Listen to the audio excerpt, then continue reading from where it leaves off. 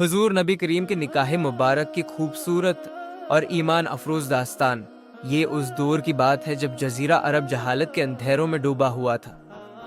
مکہ مکرمہ جو خانہ کعبہ کی وجہ سے مرکز تقدیس تھا، وہاں بھی اخلاقی قدریں زوال پذیر ہو چکی تھی۔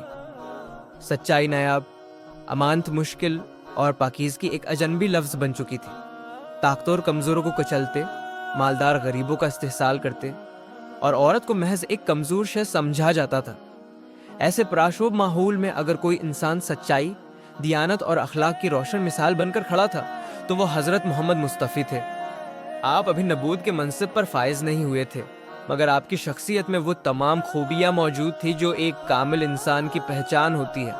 موقع کے لوگ آپ کو الصادق اور الامین کے لقب سے پکارتے تھے۔ یہ القاب کسی بادشاہی طاقت یا دولت کی بنیاد پر نہیں، بلکہ آپ کی بے مثال سچائی اور امانت داری کی وجہ سے دیے گئے تھے۔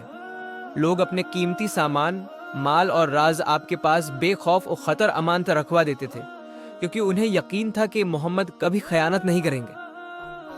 حضرت خدیجہ کی عظیم شخصیت انہی دنوں مکہ مکرمہ میں میسرہ کی گواہی اور حضرت خدیجہ کا متاثر ہونا جب قافلہ واپس مکہ پہنچا تو حضرت خدیجہ نے نہ صرف تجارت کا حساب دیکھا بلکہ میسرہ سے سفر کی روداد بھی سنی۔ میسرہ نے آپ کے اخلاق، وقار، سچائی اور عاجزی کا تفصیل سے ذکر کیا۔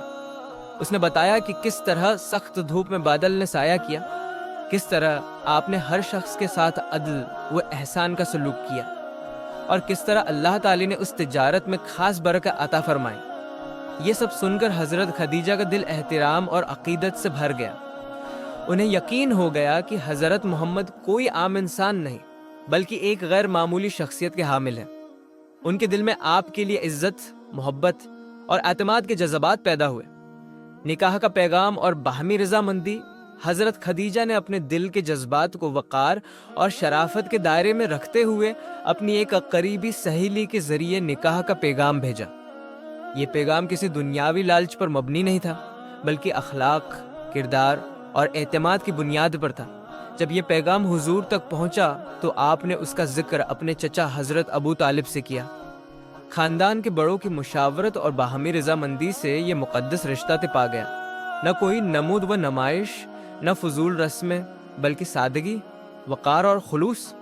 نکاح مبارک جب حضور نبی کریم کی عمر 25 سال اور حضرت خدیجہ کی عمر 40 سال تھی تو مکہ مکرمہ میں نہایت سادگی کے ساتھ نکاح مبارک انجام پایا۔ حضرت ابو طالب نے نکاح کا خطبہ دیا جس میں آپ کی عظمت، کردار اور حسب و نسب کا ذکر کیا گیا۔ یہ نکاح محض دو افراد کا رشتہ نہیں تھا بلکہ دو عظیم روحوں کا اتصال تھا۔ ایک طرف وہ ہستی جنہیں اللہ تعالی نے بعد میں رحمت للعالمین بنایا، اور دوسری طرف وہ خاتون جو اسلام کی پہلی ماں، پہلی ساتھی اور پہلی مددگار ثابت ہوئی۔ مثالی ازدواجی زندگی حضرت خدیجہ حضور کی پہلی زوجہ تھی، اور آپ نے ان کی زندگی میں کسی اور سے نکاح نہیں فرمایا۔ یہ ازدواجی زندگی محبت، احترام، وفاداری اور اعتماد کی اعلی مثال تھی۔ حضرت خدیجہ ہر مشکل گھڑی میں حضور کے ساتھ کھڑی رہی۔ جب پہلی وحی نازل ہوئی اور حضور گھبراہٹ کے عالم میں گھر تشریف لائے تو حضرت خدیجہ نے ہی تسلی دی، حوصلہ بڑھایا اور سب سے پہلے ایمان لائے۔ انہوں نے اپنی دولت، وقت اور جان سب کچھ اسلام کے لیے وقف کر دیا۔ تاریخ کا روشن باب یہ نکاح تاریخی انسانیت کا وہ روشن باب ہے جو ہمیں سکھاتا ہے کہ کامیاب ازدواجی زندگی کی بنیاد دولت، عمر یا ظاہری شان و شوکت نہیں بلکہ محبت، وفاداری، صبر، اعتماد اور اخلاق پر ہوتی ہے۔ حضرت محمد اور حضرت خدیجہ کا رشتہ آج بھی ہر مسلمان مرد و عورت کے لیے مشعل راہ ہے۔ یہ ہمیں سکھاتا ہے کہ اگر نیت پاک ہو، کردار مضبوط ہو اور اللہ پر یقین ہو تو رشتہ نہ صرف دنیا میں سکون دیتا ہے بلکہ آخرت میں بھی کامیابی کا ذریعہ بنتا ہے۔